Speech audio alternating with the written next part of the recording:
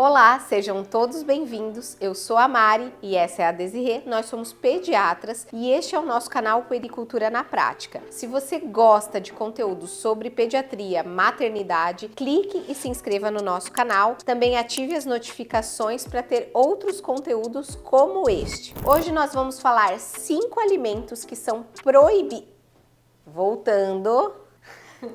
Hoje nós vamos falar 5 alimentos que são permitidos para o bebê e 2 alimentos que não são permitidos para o bebê. Vamos conferir isso. Então, a gente sabe que a partir dos 6 meses, associado aos sinais de prontidão, o bebezinho vai começar a comer. E aí começa, além de um monte de outras dúvidas, surge na cabeça da mãe dúvidas em relação a que alimentos o bebê pode ou não pode comer. E hoje nós trouxemos nessa lista, então, são 5 alimentos que o bebê pode comer, apesar de a maioria das pessoas acharem que não. E o primeiro deles são os frutos do mar. Isso surge muita dúvida porque as mães acham que frutos do mar não podem ser oferecidos para os bebês, mas eles podem sim serem oferecidos para o bebê desde o início da introdução alimentar, justamente por eles terem algum potencial alergênico. A gente vai usar o que a gente chama de janela imunológica, que é um período em que o intestino está menos suscetível a fazer reações aos alimentos. Então seria menor a chance de ele reagir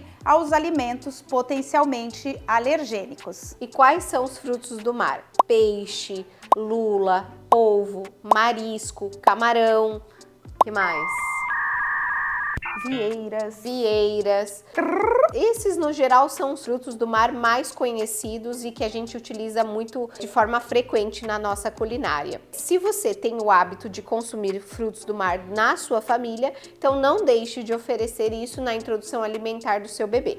O segundo alimento é o trigo. Muitas pessoas acham que pelo fato do trigo ser, o glúten, ser inflamatório para algumas pessoas, o bebê não poderia comer isso na introdução alimentar. E ele entra também como um alimento potencialmente alergênico que a gente vai utilizar a janela imunológica. E você pode oferecer sim ao bebê desde o início da introdução alimentar. O terceiro grupo de alimentos são os famosos miúdos. Então, todas as partes internas dos animais. Então, a gente entra moela, coração, a famosa buchada, fígado, Ai, gente, acho que é isso, né?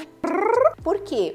São alimentos que são ricos em ferro, vitamina B12 e eles podem ser consumidos sem nenhum problema, tanto na preparação dos alimentos, então em sopas ou ensopados, quanto de outras formas que a família costuma apresentar. Claro, sempre seguindo o seu hábito alimentar. Então, algumas pessoas têm hábitos, de comer bastante vísceras e isso pode ser incluído para o bebê também e eles são muito ricos, como a Mari falou, então você pode incluir isso na alimentação do bebê. O quarto item é a carne de porco. Muita gente tem dúvida em relação à carne de porco para tudo. Diz que tem problema se fez uma cirurgia, para digestão, é muito pesada, mas o bebezinho pode comer também. É uma das opções de proteínas que a gente tem que podem ser oferecidas para o bebê. A carne suína ela é altamente rica em proteínas e ela é muito magra. Então, inclusive, é uma opção super saudável não apenas para o bebê, mas para toda a família.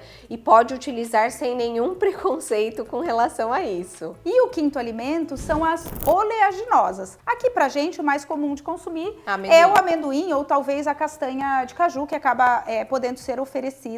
Ela também entra nesse grupo potencialmente alergênico que vai ter essa boa oportunidade de iniciar na introdução alimentar. E aqui é importante lembrar que o seu consumo para bebês deverá ser feito no formato de pasta, então pasta de amendoim ou pasta de castanha, desde que só tenha nessa pasta a própria oleaginosa. Verificar sempre nos ingredientes se existe açúcar ou outros aditivos, porque a gente prefere apenas a oleaginosa na forma de pasta, sem outras químicas associadas ou até mesmo o açúcar. E agora nós vamos falar 2 alimentos que parecem que podem ser oferecidos para o bebê, mas eles não podem ser. E o último, no geral, sempre vai causar aí um certo pavor, porque a maioria dá para as crianças achando que tá tudo bem. O primeiro deles é o mel. O mel entra aqui por 2 motivos de proibição. O primeiro deles é pelo risco de contaminação por uma bactéria que causa o botulismo. Então, até 1 ano, o bebê não deve entrar em contato com mel pelo risco do botulismo, que é uma doença muito grave